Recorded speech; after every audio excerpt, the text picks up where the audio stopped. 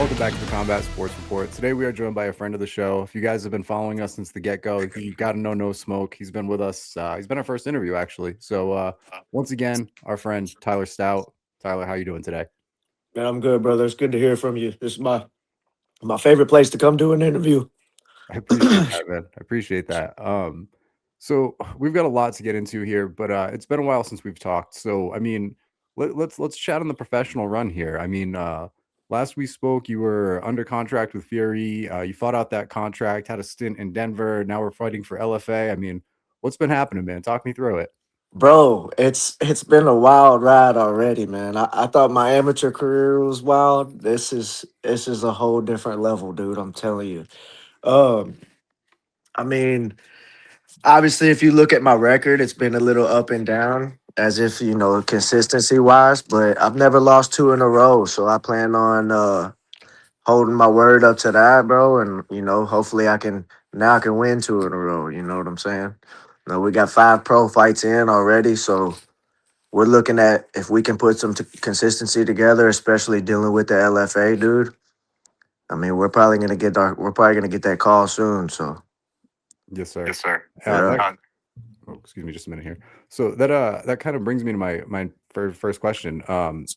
Initially you would sign with Fury, and I feel like hopes were high. Like, all right, this was kind of going to be the path to the UFC 3-0, maybe Contender Series, and we'll see what happens from there. And obviously the eye injury happened, a couple setbacks, but now we're with LFA, and I think it's almost more of a direct path, believe it or not. I mean, like they're putting you up against somebody with on paper, you guys match up great. Storied amateur background. So, I mean, can you kind of speak on LFA? Do you feel any added pressure being on that stage where, it's kind of streamlined right to the UFC? actually, dude, to answer your question about the pressure, I don't feel the pressure. I feel a lot of love and support. To be honest with you, brother, I don't feel like people are counting on me to go out here and you know what I mean. Obviously, they want to see me win. They know what I'm capable of. But it's as far comparing it to the pressure I felt and dealt with in the past, dude. I don't really feel that right now. I feel a lot of love and support. I feel like a lot of people are coming. I know a lot of people are coming. The sponsorships that I've just locked in, I can just feel it, man. I feel it in my heart. I feel it in my soul, in my gut, dude. And I just know I'm gonna go out here and get this done. I don't really feel pressure as far as well, what if I don't get it done? All these people coming out to see me. Dude, I don't feel like that. I feel like I'm ready to go out here and rock this fucking show, bro, and put this kid to sleep. I'll be honest with you. I think he's a good kid. I think he's a good fighter. But we'll see, bro. We'll see what happens when you get in there with me. It's just different, bro. It's just different. If I'm the times that I've lost, I'll be honest, no excuses. Get off my TV, dog. Quit. But I'll be honest with you, no excuses. But a lot of these times, recently that I've lost, I've dealt with some health issues, bro, and I've gotten still showed up and gotten in there. Never pulled out of a fight besides that eye injury. And honestly, if I could have fought, I would have. But I couldn't. So I'm just, dude. I'm ready to go in here healthy off a good training camp with a good mind, bro, and right here in my hometown, and I'm ready to go out here and do my thing, dude. To answer your question about the path to the UFC with the LFA, Fury was a lot in Texas, bro. They don't really travel a lot, right? And I feel like, no disrespect to Fury, but they've got their guys that they want to promote, and a lot of them are Texas guys. A lot of them are guys from from Mexico, etc. But with LFA, dude, this is their third time coming to my city, and I haven't got the call yet until now. The first two times I got passed up. You know, I've sat back and seen everybody, a little, some guys from here go on to the show, and I supported them. I gave them my love and respect. I went to the shows, and I didn't even get to fight. Now I get to go out here and fight, dude, and I'm about to show them, man. I'm telling you, bro. Especially with them coming to my city, if they can get a market here, I'm the guy, bro. It's not, respect to everybody else. I got a lot of friends and a lot of teammates that fight here and train here. But as far as just where I'm at in my career right now, I'm the guy. When it's everybody else's turn, when it's not my turn, they can be the guys. But right now, I'm the guy, bro. Absolutely. I thought for certain, to be perfectly honest with you, I was like, it's only a matter of time before we see Tyler Stout headlining an APFC. Like they've been kind of branching out in the Midwest. I figured it would be, APFC to take advantage of that. But to see LFA go to Lexington and kind of or excuse me, Louisville and kind of plant some roots there, it's good to see because like you said, like traveling matters. I mean, to get an athlete and build them up in one area where he's selling a lot of tickets, that's awesome. That's great, especially in a city like Houston. It's a bigger deal. But if you can get in with an LFA and kind of build your reputation as this guy's beating people nationally, it's a totally different story versus like he's a big deal in this one city. So with all that being said, June 19th, what can people expect? Do you expect kind of a technical performance? Do you expect it to be more of a gritty, let's stand and bang type deal? Speaking of stand and bang, that's funny you said that. He actually sent me a message on Instagram asking me if I'll stand and bang with him. But respectfully, I'm not gonna feed into all that. Bro, this guy's young. I'm a grown ass man, dude. I'm not gonna go back and forth with you on socials, whether it's a good conversation or it's shit talk. I'm not gonna do all that with you in the DM. I respect him for asking me, but we'll see June 19th if he really wants to stand and bang after he gets cracked with me, bro. Cause there's not too many flyweights that got them bangers like me, like I do, bro. And these guys, they've all said that. I fought kickboxing champions. I've fought guys that claim to be strikers, bro. And as soon as they get hit and put on their ass, these guys are grabbing me like no other, bro. There's only been one guy that's been able to do it. That was Herman from Fury. These other guys, bro, they get popped, they get their head popped back. They're like, oh shit, this is not where am I? What's going on? What is this, bro? Because it's not the same, especially in the 4 ounce gloves, bro. It's just not the same. But I plan on putting out. I've been working hard, man. Working on my technique, working on everything. I've been grappling. I've been wrestling. Whatever he wants to do, I'm good with it, bro. I come out there. I'm gonna implement my will. I'm gonna dictate the pace. He's gonna fight on my pace. You know what I'm saying? He's not gonna put me on my back foot. I dare him to come out there and try to put me on my back foot, actually, because I'm not gonna back up, bro. And if he comes out and stands his ground and tries to push me backwards, then we'll probably see a gritty fight. If he wants to come out and play tit for tat, bro, then I'll out technique him, and he'll end up going to sleep somehow either way. Spoken like a true professional. I have to confirm that though. I have spoken to some guys that have been in there with you, and the one thing I've heard is everybody's like, no, he hits different. It's not the same thing as being in there with a flyweight. So can confirm I've got firsthand confirmation that those hands are serious. But you kind of touched on something that I really need to ask. Nowadays, you see all these kids, especially the Gen Z kids. I mean, it's every day. Three things you need to know to get out of side control. This is the one thing you're not doing in your fight camp. Like everybody's yapping on social media. You see these videos nonstop, and I always think to myself, it's like you're never going to stand out doing the same thing as everybody else. It gets tedious after a while. It's like you see the same things from the same guys on a loop, and here you are, kind of like an old school fighter, just getting it done in the cage, staying active, staying busy in camp. I mean, you'll see the traditional, like we just got our sparring rounds in photo, but you're not exactly on here yapping or on TikTok or you know what I mean? Like we're not seeing Tyler Stout being like, oh, this is my weight cut TikTok dance. That doesn't happen. So I mean, and you're still getting these opportunities. So I mean, can you kind of speak on that? I mean, what are your thoughts on this new TikTok Gen Z fighter craze? And do you feel it's necessary to get the call from an LFA?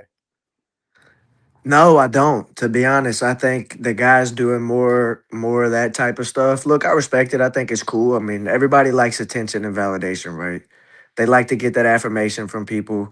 They're trying to build a fan base, dude. And a lot of it looks kind of corny from the outside when you know it's not legit, it's not real. And a lot of these guys, they don't know what the fuck they're talking about. But at the same time, it's like you can't hate on it because, dude, everybody's trying to make their money. Everybody's trying to build a name. But the guys that got to force that type of stuff, those are usually the guys that don't have that highlight reel to back it up, right? You go look at my page. What's got the most views on my page? The Knockouts. knockouts, the knockouts, the highlight reels, right? The stuff the people make these edits for me. Sometimes I'll make my own edits and stuff. That's the shit that gets the views. Not me getting on there if I try to chit chat or not a picture of me at the gym. I might get 100 likes here and there, but dude, I got 500,000 views on a combat night knockout. They've reposted it several times. I've got 90K, I've got 500,000, I've got 100,000. It's they posted it 4 or 5 times. It just fluctuates. But the Fury knockout, the Future of Fighting knockout, the B2 fighting series knockout. Even my last fight with Ronald Burton, that was the first time I went 15 minutes. And hey, I'm gonna say something. That was a 16-minute fight, by the way. The first round went 6 minutes. I don't know if anybody caught that, bro. The commission fucked up. The first round was 6 minutes. Uh, So, but even that fight, dude, that fight was a good fight. I dropped him twice. That fight got some clout. These highlight reels are what produces what you actually want when you're getting on social media and these guys are doing all that other shit. You know what I mean? If your highlight reel can't back up what you're doing,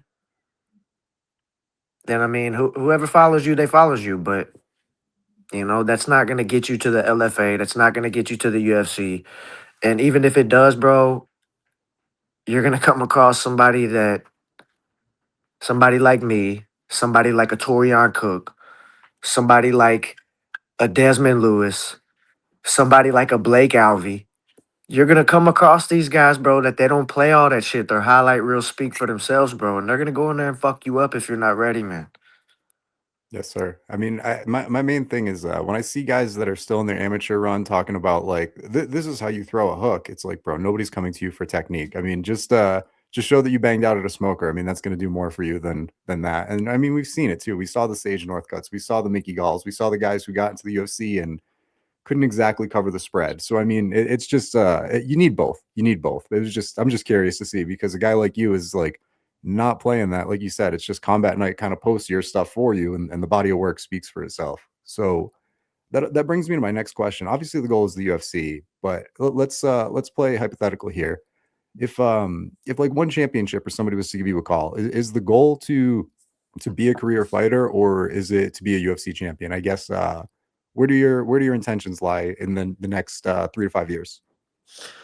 I mean, the UFC's where the money's at anyway.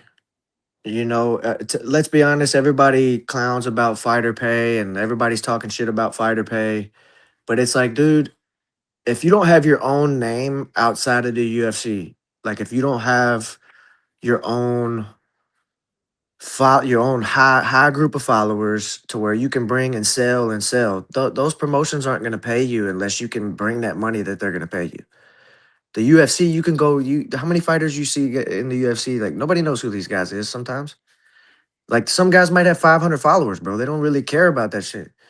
And they'll get in there, bro. Those get on a 12 and 12 contract. And then nowadays you get a knockout of the night, you're getting 100K. Look at Josh Hockett. He just got 200K on top of his fucking fight pay, bro. Nobody knew who the fuck that guy was until he started yapping, and then he went out there and put his fucking hands on somebody and backed it up. Like you've got guys that Josh Hockett ain't getting paid 200, 300 grand in one championship. Ain't no fucking way. Respect to the other promotions and like, I'm a prize fighter. I want to get paid. But at the same time, dude, if you're not in the UFC, you ain't gonna get paid, bro. You're not gonna get paid. They're not giving out $100,000 bonuses. Now you don't even have to get a fight. You don't have to get a knockout of the night, fight of the night.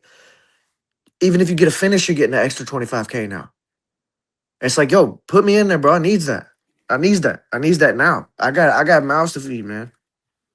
I got mouths to feed, not just my own. Like I can't be out here asking for sponsors to help me through this camp. Like, put me in the UFC, bro. Let me go put it on the line, bro. I'm gonna get my 100,000. Believe that. That's what I want. Obviously I want to fight for a UFC title, and the money will come. I've never been in a rush to get the money. I had 11 amateur fights. I fought for free. Like I'm not in a rush to get the money. But if you're dangling money in front of my face with the UFC, bro, I'm snatching that shit every time, bro. It's like the dude. Remember the old commercials? They got the dollar on the fishing hook, and I'll be it's quicker like, than yeah, that. bro. Let the UFC do that with me. I'm coming, bro. Yes, sir. Yeah. So I mean, kind of what I've extracted from this whole interview, man, is you've sacrificed a ton to get to where you're at. I mean, it's obviously made you hungry. It's made you, who you are, and you wouldn't be there without those sacrifices. But I mean, I guess can you kind of speak on some of the sacrifices you made for fighting, and I guess what makes it all worth it? Like, what have you gotten in return out of it that makes it? I mean, like I said, you're in this position because of those sacrifices. So I mean, what does that look like? What is the trade off here?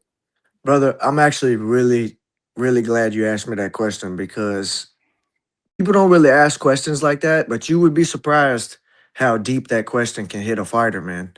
Because not only has this sport given me everything that I have right now, it's changed my life for the better. It's helped me become a man. It's helping me lead by example with my son. It's given me a lot, bro, but at the same time it's also taken everything from me. If that makes sense, bro, it's a trade-off, man.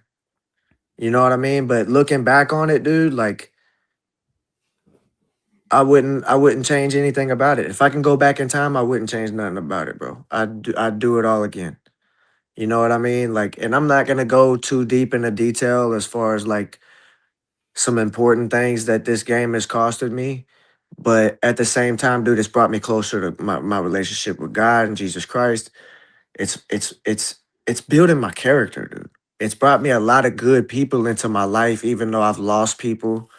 I've lost other things that I probably shouldn't talk about on a podcast, but it's amazing how the game works, bro, because when you're headed nowhere before you find something like this, and it's like, look, man, I'm headed on a direction to where I'm gonna be dead or I'm gonna be in prison. And then you come across something like this, and it's like, oh man, like we've got something here. We can do something here. And then you start doing it. And then it's like you're looking back on where you from when you started, man, and it's like, look at how much I've got and how much I've gained. You know what I'm saying? Like, even though it's giving me everything, but it's also taking everything. It's like looking back on the scripture. I don't know if you're a big religious guy, but I am. And it's like it's not about what happens to you. It all happens for you, bro. You know, it's a lot of people are like, why is this happening to me? Why is this happening to me? It's like, nah, man, why is this happening for me? What are you trying to show me? You understand what I'm saying?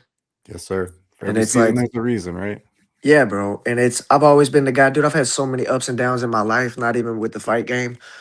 I'm the type of motherfucker, bro. You can take and strip everything you've got away from me, dude. You can build me down you can rip my whole foundation from under me, and I'm gonna get up that next morning, bro, and I'm gonna go figure out how to get it all back.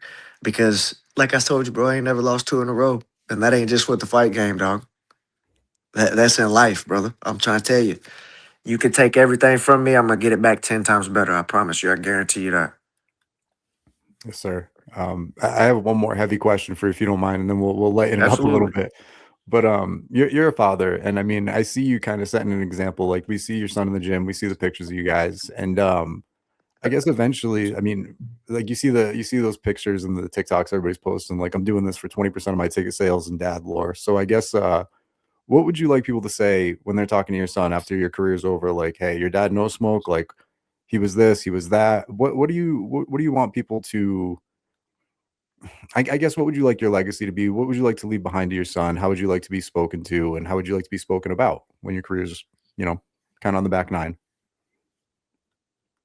You know, he did what he said he was gonna do, and it wasn't for nothing. He went out here. He did what he said he was gonna do.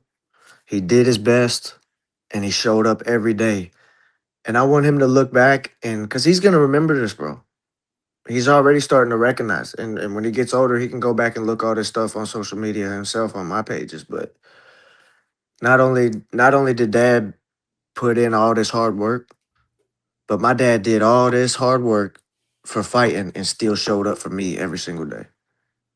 He was still with me every single day, no matter how much work he had to put in the gym, no matter how sore, no matter how tired, no matter the injuries, no matter none of that stuff. My dad did everything he said he was gonna do, and he still showed up for me. You know, a lot of people in my life already talk good about me to my son, and he knows he talks good about me. He loves his dad. He's a daddy's boy. But I want my legacy to be, pretty much what I just said, man. My dad did what he said he was gonna do. He's a man of his word. He's tough, and I bled for him, man. I bled for him. I bled for his mom, and that's what I want to be remembered for, man. You I know. think, yeah, I think it's going to be one of those moments when, like, I mean, like we've kind of grown into men here, and I don't know about you, but I had that moment when I was about 21 years old or so, I was like, man, it's expensive. Everything's expensive. And I was like, wow, like moms and dads really, you know what I mean? Like it kind of clicks in when you're in that situation. So I mean, it's gonna be hard not to when like no matter what path he goes down, he's gonna have to appreciate like, wow, dad put in that work every day and he spends his 24 hours, you know, providing. So I mean, it's just a matter of time, brother. You might not be old enough to appreciate it just yet, but as time goes on, it'll definitely click. But Yeah, I mean, you remember being a little boy. You didn't understand until you got older, and you're looking back, and it's like now that you're an adult, it's like, damn, how did they do this? How right, did they right. do that for me? You know, it's and one day he'll recognize, even though he's already catching on, but he's still a little boy, man. He's 4. He's very social. He's very smart because he's in a Head Start school, like he's already in school. But at the same time, he's still a little boy. He don't understand. But when he gets older and he becomes a man, it's gonna be crazy when he looks back on me and he's like, "Damn, dude, like my dad was the man. Big smoke, big smoke, man. Big Papa Smoke, man." Yes, sir. Yes, sir. I It's think it's my funny. identity, bro. It's part of my identity. I think it's funny, like, I mean, even not to take anything away from these guys, it's still sacrifice waking up every day, 6 AM, putting in a hard 8 hours a day, but, I mean, you get weekends off, you go to the kids' games, you do stuff like that, and even those the sons and daughters of those kids would be like, "Wow, my dad went in and put a 40-hour work weekend." It's like, you see your dad go, like, 5 rounds with this dude, they're both bleeding out, it's a little different. It's cool, it's just a little different, that's all I'm saying. But, Yeah, it is. we'll It lighten it is. up right here. Tell everybody where they can follow you, where to tune in on June 19th. You know, why is this the can't miss performance? I mean, let's put a sell on this fight here. Man, you can follow me at Ty No Smoke on Instagram. And I wouldn't want to miss this fight, bro. I would not want to miss it. It's on one of the biggest platforms, one of the biggest feeder leagues to the UFC. It's in my hometown. I'm the guy that they're gonna end up pushing after this, and I'm gonna go out there and show everybody why you should be watching Tide No Smoke. And I think it's gonna be streamed on YouTube, UFC Fight Pass, and if I'm not mistaken, we're on ESPN Deportes as well, which is the Spanish channel ESPN. I haven't got the lineup for the card yet, but I've been told I'm possibly on the main card, so that'd be a mistake if I wasn't. Um, the main events will come, but as long as I'm on that main card, we're gonna be solid. Um, I want to give a shout out to my sponsors, Tattoo Pat, Infinite Electric Tattoo, Mr. Beat the Books, and Gary Muncie over at Muscular Therapy. And I want to shout out Love Liquors. And June 19th, Friday, LFA, Louisville, Kentucky, Freedom Hall. Be there or be square. Big Smoke. We coming out. We popping out, man. We getting a dub. Let's get it. Shout Boom. out Combat Sports Report. Shout out Combat Sports Report. You guys aren't Let's going to want to go. miss it. Scott Calvert versus Tyler No Smoke Stout. I wouldn't place any money on Scott Calvert. I'm biased, but you know, history's probably going to repeat itself here. But anyways, ladies and gentlemen, if you don't know, now you know. We'll plug a link to the event here. But once again, Tyler No Smoke, I appreciate it, brother. I got to get down to Kentucky sooner or later. I'm always in Indiana, never in Kentucky. I got to drop by and just drop into the camp, man, sometime. But I Yeah, for appreciate the time sure. always, bro. More than welcome, dog. You more than anytime you want to come down, you want to see the gym, you want to get an inside peek of training camp, you want to do an in person interview, brother. I told you this is my favorite platform to come on and do stuff like this. So Appreciate you, for brother. sure, bro. Yep. Absolutely. Hopefully you come to the fight. Actually, we'll have to talk about that offline. It's All right, all possible. right, It's all possible. Like we have to see where I'm at by then. But I appreciate you, brother. Thank you so much, guys. We'll be right back.